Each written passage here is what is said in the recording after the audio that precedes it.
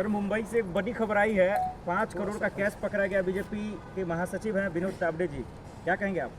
ये तो बहुत कम रकम और छोटी रकम का आप जिक्र कर रहे हैं। आप सब लोगों को जानकारी होगी कि महाराष्ट्र की सरकार को गिराने के लिए बाकायदा अदानी जी इनके साथ बैठे थे और अदानी जी ने बैठने के बाद 50-50 करोड़ रुपए एक एक विधायक का रेट तय हुआ था। अब आप समझिए कि जो पहले सरकार को गिराने के लिए जहां 50-50 करोड़ रुपए तय हुए हो, वहां सरकार बनाने के लिए अदानी की तरफ से कितना खर्चा किया जाएगा। और इसका कारण भी आप देखिए, पूरे महाराष्ट्र में पत्नी धारावी के विषय में कितने लोग देशवासी जानते हैं, लेकिन मैं मुंबई कई मर्तबा गया हूं।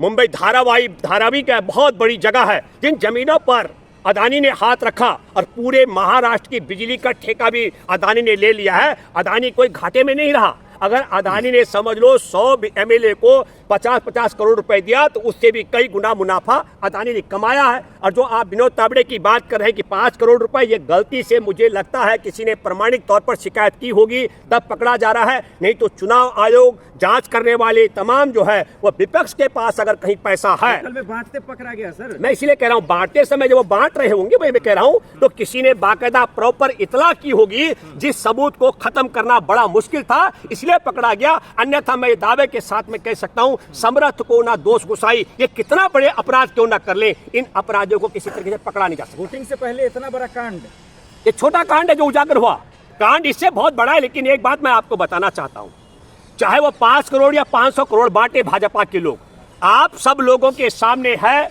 कि महाराष्ट्र के विधानसभा चुनाव और झारखंड के चुनाव का अंतिम चरण में मैदान छोड़ करके भागना पड़ा अमित शाह और नरेंद्र मोदी को, जो 365 दिन 24 घंटे सिर्फ चुनावी मोड में रहते हैं। उन्हें चुनाव मैदान से इसलिए भागना पड़ा, महाराष्ट्र की जनता ने देखा है, महाराष्ट्र की जनता ने देखा करीब सारा जो प्रचार प्रसार से लेकर मूर्ति बनाने तक का आपने देखा। छत्रपति शिवाजी महाराज का बहुत सम्मान है। वो मूर्ति जो 8 महीने 7 महीने में धराशायी हुई है, उससे पोल पट्टी पूरी खुली है। आपको बताता हूँ, महाराष्ट्र के अंदर सब लोग इतने जागरूक है कि आपने देखा है, हमारे देश के अंदर एक मठाधीश है जो कहता है कटेंगे तो बटेंगे।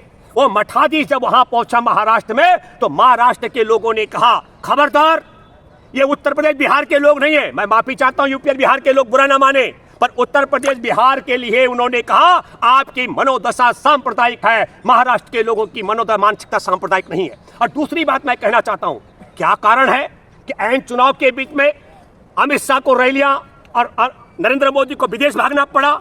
असल मामला क्या है कि महाराष्ट्र के जो भारी भरकम प्रोजेक्ट हैं, वो सारे के सारे प्रोजेक्ट महाराष्ट्र की बजाय दोनों रंगा बिल्ला ने, अमित शाह नरेंद्र मोदी ने उन्हें गुजरात शिफ्ट कर दिया। इसलिए महाराष्ट्र में तो आपने देखा है, अजीत पवार ने कहा कि भाई आपके आने से वोट कम हो रहा है, आप आते हैं तो वोट कट रहा है। अमित शाह की शकल से नरेंद्र मोदी की शकल देखने के बाद महाराष्ट्र के लोग जो वोट देना भी चाहते थे, उन्होंने वोट इनके खिलाफ करना शुरू किया। क्या बीजेपी हार रही थी इसलिए कैश कांड पकड़ा गया? नहीं, कैश कांड इसलिए पकड़ा गया, हार तो रही है भाजपा, इसीलिए तो मैदान से अमित शाह नरेंद्र मोदी चुनाव छोड़ के मैदान से भागे हैं। हार रही है, यह बात तो है। वो इसलिए पकड़ा गया कि वहां पर कोई ऐसा ईमानदार आदमी भी था जिसने, मुझे लगता है कि इसकी लाइव वीडियो बना करके वो जो सबूत खत्म नहीं किया जा सकता था, ऐसा सबूत उसने जांच कमेटियों आयोग को भेजा, सॉरी जो व्यवस्था है इस पूरे मामले में, चुनाव आयोग की जो टीम है उसके पास भेजा होगा, जिस सबूत की अनदेखी कर पाना उनके लिए असंभव है। इसलिए अन्यथा आपने देखा है चुनाव के दौरान, चाहे वो नरेंद्र मोदी हो, अमित शाह, उनकी भाषा जिस प्रकार की देश में नफरत फैलाने वाली रही है, किसी भी टाइम पर चुनाव आयोग ने कार्यवाही नहीं की है। एफआईआर तो किया सर।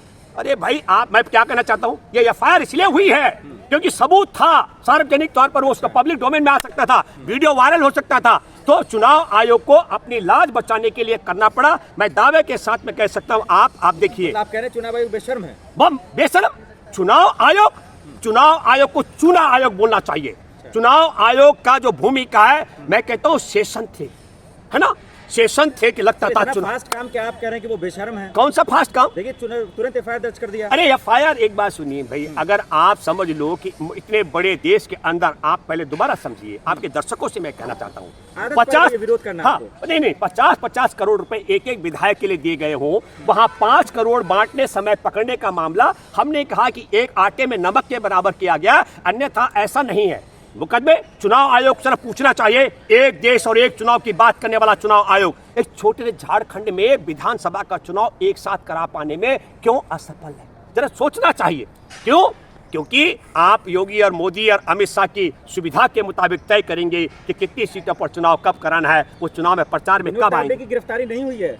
एक बात सुनिए, पहले मैं आप जो कहना चाह रहे हैं, मैंने कहा मुकदमा दर्ज हुआ, गिरफ्तारी जांच का एक प्रक्रिया का एक हिस्सा होता है। तत्काल आनंद क्या मोदी जी बचा रहा है गिरफ्तारी से? हाँ, अगर विपक्ष का होता तो इमीडिएटली गिरफ्तार होता। अरे भाई आप देखिए, आपने देखा है कि उद्धव ठाकरे का भी पूरा जांच पड़ताल तक की गई। आपने देखा है कि राहुल गांधी झारखंड में उनको उड़ने नहीं दिया, उनको मीटिंग में लेट कराने का काम किया गया। तो फिर क्या हुआ कि अमित शाह ने कहा कि मेरी भी जांच पड़ताल कर लीजिए, है ना। मैं आपको बताता हूं कि सैया भैया कोतवाल तो फिर डर का है कि मैं आपके माध्यम से एक बात बताना चाहता हूं, तो मेरे बिल्कुल बात मन में रहती है। 2002 के दंगों के बाद जनता कमीशन में 2 ईमानदार जज, जस्टिस अय्यर और जस्टिस सामंत ने देशवासियों से क्या अपील की थी? देशवासियों से अपील की गई थी कि जहां आपने मोदी और अमित शाह को पहुंचा दिया, इससे ऊपर मत पहुंचाना, उससे ऊपर पहुंचाओगे तो देश के लिए बहुत बड़ा खतरा होने वाला है। ये बात मैं इसलिए भी आपके माध्यम से कहना चाहता हूं। आप देखते होंगे कि टीवी चैनल पर हमारे विदेश मंत्री का रोज आता है कि साहब जहां हम 2020 तक जाते थे, है, मैं बात कर रहा हूं चीन बॉर्डर की, वहां तक हमको अनुमति दी जाए। किस बात के लिए?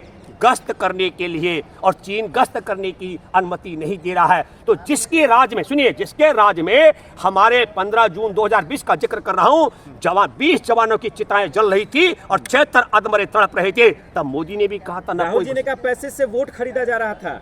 हाँ, बिल्कुल भाई, पैसे से वोट खरीदने की ही बात चल रही थी। पैसा इसी बात के लिए दिया जा रहा था। लेकिन महाराष्ट्र के लोगों ने तय कर लिया है। महाराष्ट्र के लोग इस समय किसी भी कीमत पर महाराष्ट्र की योजनाओं को गुजरात पहुंचाने वाले, महाराष्ट्र के बड़े बड़े प्रोजेक्टों को गुजरात पहुंचाने वाले, महाराष्ट्र में छत्रपति शिवाजी महाराज की मूर्ति के साथ घोटाला करने वाले और देश के संविधान को कमजोर करने वाले, और कई लोग कहते हैं कि संविधान को छेड़ा नहीं जाता। तो मैं आप सबको बताना चाहता हूँ, सर मोदी लहर चल रहा था, तो अभी पैसा कांड का क्या मतलब? एक मिनट, कहाँ मोदी लहर है? अरे मोदी, सुनिए, महाराष्ट्र में नरेंद्र मोदी की सभाओं में लोग नहीं थे, कुर्सियां खाली थी, नरेंद्र मोदी मैदान छोड़ के भागे, अमित शाह ने अपनी 4 जनसभाओं को रद्द किया। मैं कुछ कहना चाह रहा था, मैं ये बात आपके माध्यम से कर रहा था कि जो लोग ये कहते हैं कि संविधान से छेड़खानी नहीं होती, मैं उनको बताना चाहता हूँ, हमारे देश में इलेक्टोरल बॉन्ड के माध्यम से की गई वसूली को लेकर के सुप्रीम कोर्ट की संवैधानिक बेंच ने कहा यह असंवैधानिक है। जो हमारे देश में संविधान भी अनुमति नहीं देता है,